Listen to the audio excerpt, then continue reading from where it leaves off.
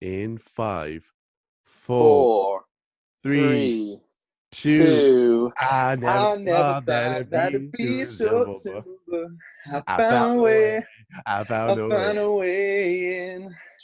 If If you you open open up up your your mind. mind, see what's inside. Hello, Hi, hi. my name is Jack. My name's Kieran, and we're here today for video content. First time in a few weeks, I think. Yeah, we did the other one went up on the Saturday. I can't remember the date. It was a Saturday. But anyway, we're here for Backlash predictions. Yay! With my favourite theme song ever. It's the greatest show. Show. I I should can't put escape my that song. panic. I should put my panic beanie on instead. Like, honestly, I got a bad thing with the song purely because of the comedy night sketches I did, and my tutor was like, "Oh, we're gonna end the show, and it's a comedy sketch, right?" And you think we'd have something funny. Like, I think one of them started the show with "Always look on the bright side of life," Mm-hmm. right? So you'd assume, oh yeah, we'll do some really funny song, like we'll do Uncle Fucker from South Park or something. No. And I was like, no, we'll end it with fucking "This is the greatest show." If it was a big, right, if it was a big like performance, like an actual dramatic or epic, like coming of age, if you will, play, Yeah. then I'd say do that. Like, have "This is the greatest show," but don't fucking have "This is the greatest show" at the end of a comedy performance. If you're gonna piss about with it, but he was like twisted, but no, everyone sings it properly. So I was there in a gorilla costume, and I think I was just fucking, waving hands in the air, like I just smoked the 10 bag, like, so I was just flopping all over the place. I got sent off stage for that. See, I think I've got a bad thing just because of like every time when we first started wrestling, like that's all they would play. Like before the yeah, show, before the Rumble, it was "This is the greatest show." it's And that for the Battle Royals we did, or like Thunderstruck by AC/DC. yeah, It's always, "I'm shaking at the knee." but Everyone's waiting. Everyone's waiting every single awkwardly in the ring, and then you bin yeah, it was awkward. Like, and honestly, Thunderstruck. at the start of the show, when like everyone's like, "Oh my god, the show's starting!" It's like, "This is the greatest show." I'm just like, I remember the first time my first show I was like, "Why are they playing the greatest show for?" After speaking about the greatest show, I think we should just get into it. This is the greatest wrestling match ever. Edge, Randy Orton, greatest wrestling match ever. I got a lot to say about that when we get to it. Go on, then we'll start with that. You can go first. Oh, right, so we're gonna go Edge and Yeah, Orton we'll just start first. with straight off the Right. bat. The greatest wrestling match ever, catchphrase slogan. Mm-hmm. It's silly, only not because they keep ramming it down our throats, even though that's a bit, jarring. It's more so, I think Edge made the point that this is putting a lot of pressure on him and Orton. Because everyone's just going to go, "Oh, that was shit," even if they put on a good show. I read something that someone put a good comment. They're saying this is going to be the greatest wrestling match ever. Is setting up to fail. Yeah. Like, it's put a lot of pressure on them because there's only so much, like Orton, for example. Like Edge, I got no, there's only so much stuff you can still do. Orton, there's only so much stuff he does now. Yeah, but then my counter is, like, Edge has done some good stuff, even in the Last Man Standing match, and I know everyone was like very divided on that Last Man Standing match. Yeah, like Edge is can probably going still to give it do his stuff. best. Yeah, Edge can still do stuff. He must be able to do enough that they would have let him back. Yeah, that's what I mean. Because when I saw the rumors, I didn't believe it, and I still kind of didn't up until after he ended. I was like, "Oh my god!" It's like, it's happening. For Orton, less is more, but it's not everyone's cup of tea. I can understand that, but you can't say that he has to do more. He can do it. He's been around now like 15 years, and he literally can go out there and do less than everyone's just seen his 5 moves, and he can still get like the biggest reaction of the night. Yeah, so. And that's why I think he's winning. Because the performance and the crowd's gonna fucking go mad so much when they see him do that. Come on. Well, you'd never know. I think Orton's winning. Just because of he did lost at Mania. I think I wanted to see Edge go a bit undefeated for a while, but then he obviously missed Money in the Bank. but then he's on a contract, isn't he, where he only has to do a few. Yeah, but I don't think there was any need for him at Money in the Bank. No, I think that sold the brutality that we would shown at WrestleMania. That, oh my God, these guys literally kick the crap out of each other all over the Performance Center. So they're going to get a month off, or however long. I just think Orton's going to win. I just got a feeling deep down in my balls. Yeah, that's the best place to have it, is deep down in your balls. I don't know if I'd be on board if Christian were coming back casting Edge. He's like, yeah, but I don't even want to see you steal my limelight even when both of us aren't wrestling, and then you have to come back and wrestle. But realistically, Edge is going to win. The next match we've got is for the Women's Tag Team Championship. It is Bayley and Sasha Banks versus Nikki Cross and Alexa Bliss versus our girls, the Iconics. See, this one got announced. Was it this week? I think it was either or. I think I saw it on social media. Couldn't have been on SmackDown, could it? No, because that's when they won it. This one, I'm a bit. I don't know. I want to say my heart will always go for the Iconics. Yeah. I think after seeing the amount of the hate they got, like the WWE got hate from just teasing the Iconics breaking up. I was going through the comments on the post, and it's just like, don't you dare break them up! Don't you fucking break them up! All this shit. I agree. Yeah, don't ever break them up. They're fucking great together. No, I'm gonna say the Iconics. I'm gonna say. I think this will be the start to the build up between Sasha and Bayley. Yeah, but I'm gonna go out on a limb here and say it's gonna be Bayley and Sasha retain. I think after that, then we're gonna see dissension for the next few weeks, where Bayley takes credit. The reason I've got 2 belts now, and Sasha's got one as well, is because of my forward thinking and ingenuity. I'm the greatest women's champ of all time. And Sasha's trying to speak, and before she can speak, Bayley just cuts her off and goes, "Oh, and obviously Sasha is up there with me as well." And then we're building out to whatever pay-per-views next. I think it's Extreme Rules. I think they'll defend the tag titles there. Mm-hmm. And I think what'll happen is there'll be a miscommunication, and then we'll see them finally, the Boss and Hood connection finally implode. Yeah. And or explode, if you want to go that way. And I think then we're going to have, because SummerSlam will be next then, and then I think we're finally going to get Bayley versus Sasha.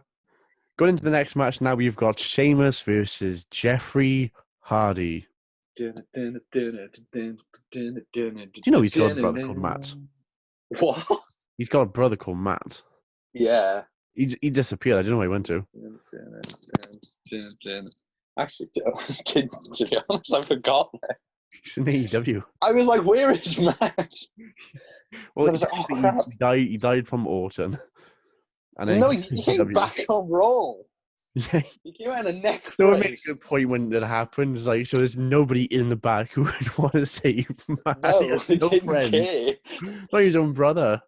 Jeff. Yes. I don't really care about this one, to be honest. I don't mind too much. I wanted the lead to summon for Jeff and Sheamus because I like them both.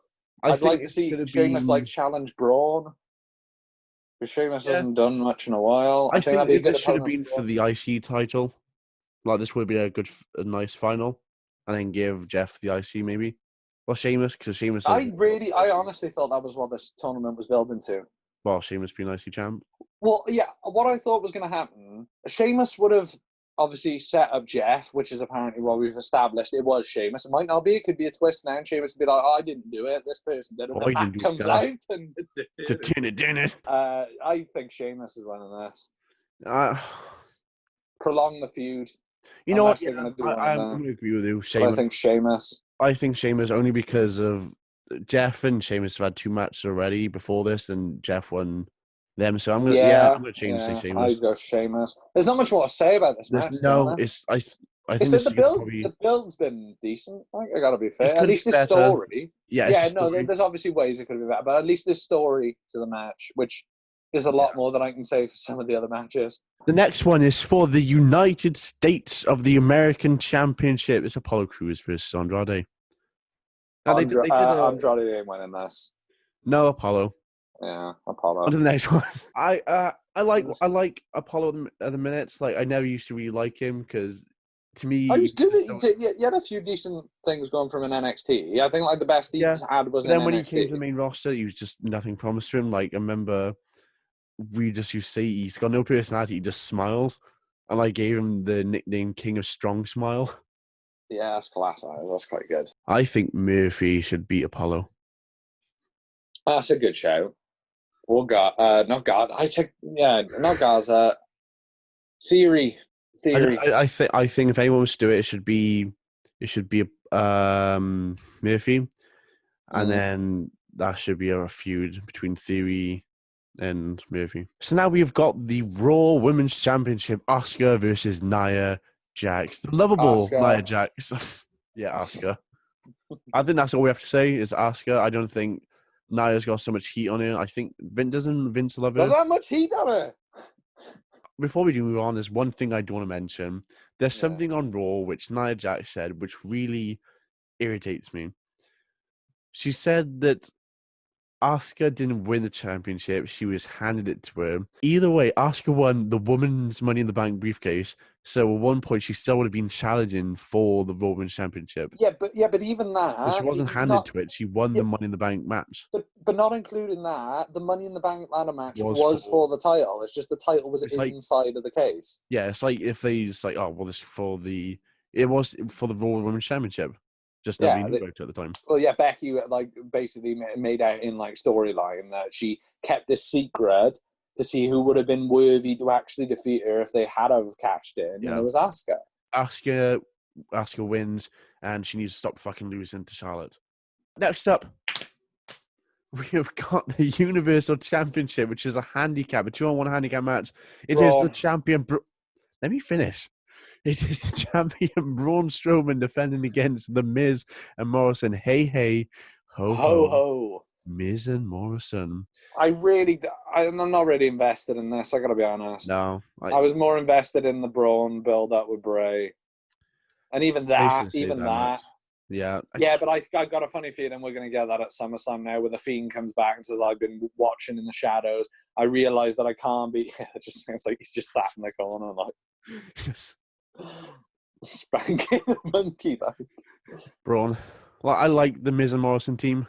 Hey, hey, ho, ho. Hey, hey, ho, ho, but I don't want them to win the championship. No, one of them winning it one-on-one would be something. I think the whole handicap match with championships doesn't work out very well. I think it's going to be a double power run power slam. Yeah, I would if that happens, I'd be like, what I'd love if it was a triple threat match and Braun does that because the Miz on top of Morrison and also down. It's like 1, 2, 3. Braun celebrates and like fucking Miz wins the belt. They should have invested when he was hot, but now he's not for me. Yeah, I got to be honest. It's far too the fact that the Goldberg build wasn't. I know they could, but then again, they knew about the Reigns thing a few weeks before. We could have recorded a few sit-down interviews. They could have done like Goldberg just chatting shit, going, Roman Reigns. Roman Reigns, you're not next, but you, Braun Strowman. Shit. Next. Braun Snowman. I've been headbutting too much shit. You're last. I'm next. And finally, what I think will be the main event, hopefully not Edge vs. Orton, it is for the WWE Championship, Drew McIntyre versus Bobby Lashley. I've liked the build for Bobby versus McIntyre. I think it's been quite...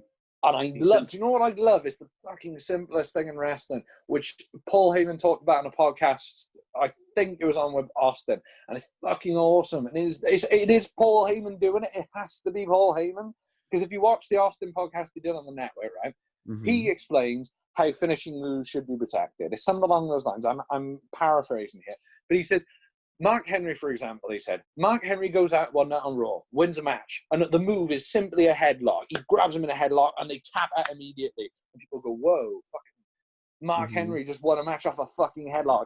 No fucking way. I don't believe that at all. And weeks go by, and every matchup Mark Henry wins is he locks. He has the match back and forth, but as soon as he locks in that headlock, it's fucking it. It's game over. No one breaks out of the Mark Henry headlock. which is a fucking awesome name. The Henry Headlock. The Henry Headlock. And then at Mania, he fights, insert name here, whoever it is. And, no, Mark's got a headlock locked in. Fuck, it's over. And the person, like, fucking rips Mark's hands and the fucking crowd goes ballistic. They're through the fucking roof. And then that guy wins. Mm-hmm. I think the whole thing with Bobby is that when he came, it was like, oh my God, Bobby Lashley's back. And he was in the same boat as Apollo. Yeah, beat Reigns, though. Beat Reigns. We thought that was going to build to a...